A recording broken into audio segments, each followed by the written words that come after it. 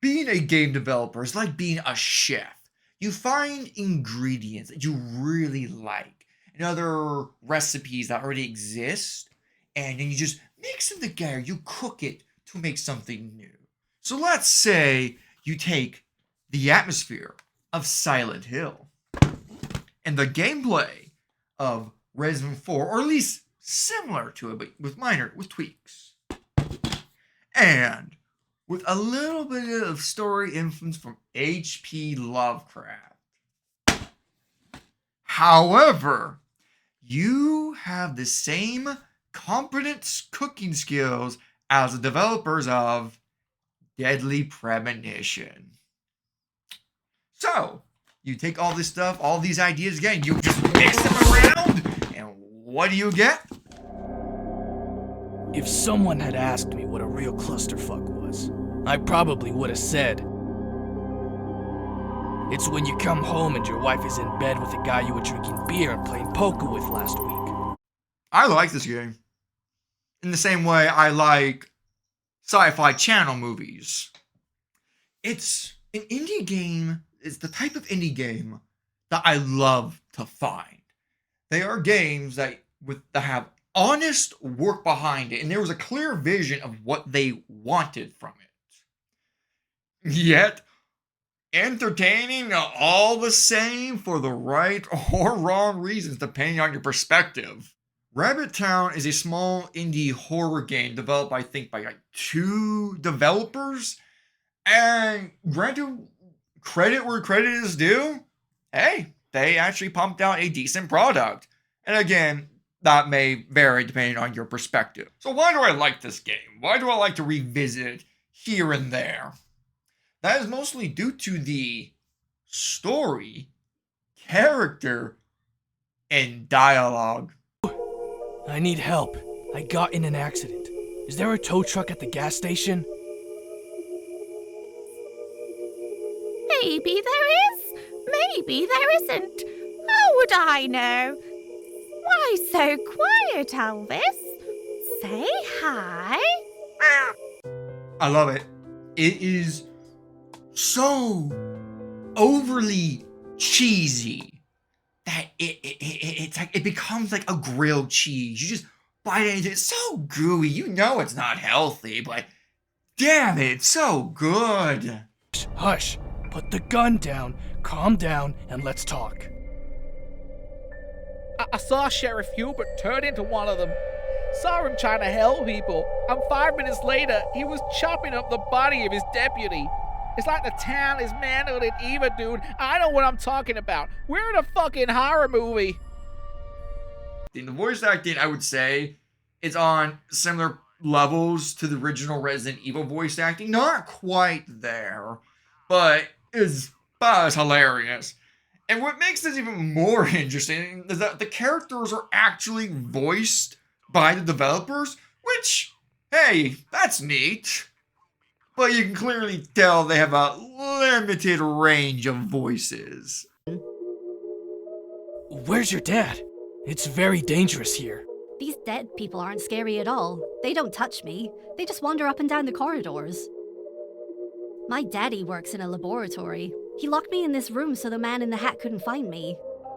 Do you know how to open up this grave? Of course I do. Daddy gave me this thing. It turns on all the electronic locks in the hospital. I don't... Okay, like, would it have hurt to at least get, like, one extra voice actor, at least? I'm just asking. I don't know if you have it in the budget, but it's like... Oh, I remembered I laughed so hard that it's so ridiculous. Things just happen, and the characters do the most unreasonable, questionable things, but yet I love it that they didn't act sensible. Amanda, are you okay? Where's Amy? We should get out of here right now. Sean, what are you doing here? I came to spend time with Amy. I wanted to surprise her. Where's our daughter? She's absolutely safe. My friends are looking after her. Let's go. Take me to her. We need to get out of this fucking town. The dead come to life if you hadn't noticed. Okay, Sean, calm down. We'll go and get Amy, and then we'll get out of here, okay? Just give me a few minutes.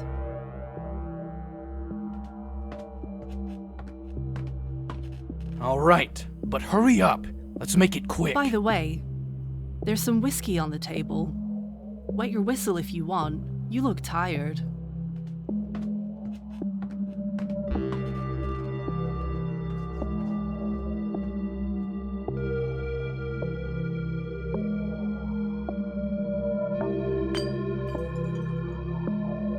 What the fuck?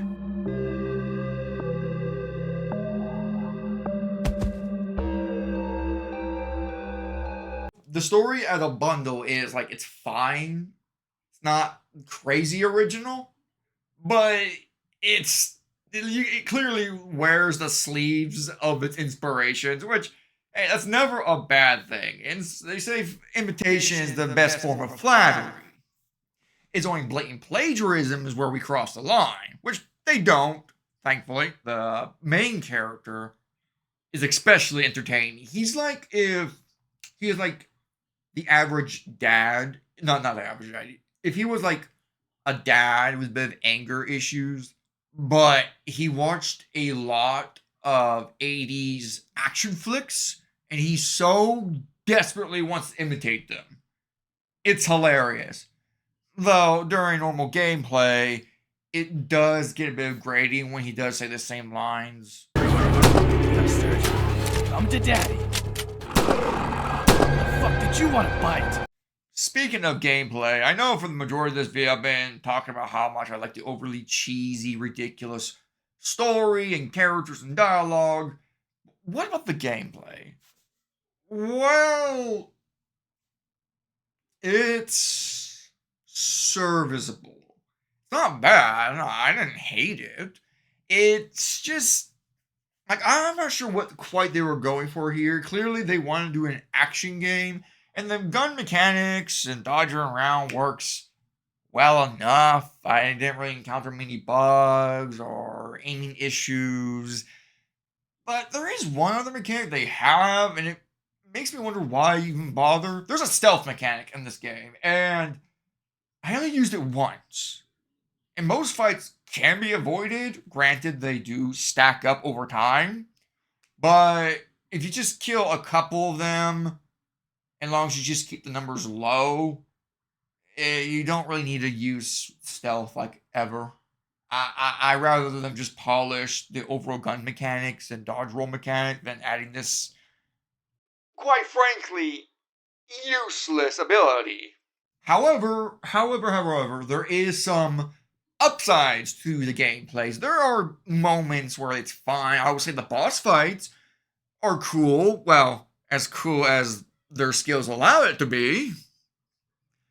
And hell, I was a huge sucker for this. There's even a trivia in this game where if you get all the answers right, you only have to fight the boss. And all these questions are essentially straight up their inspirations for this game. So I knew all the answers. But the boss fight itself, it's neat as well.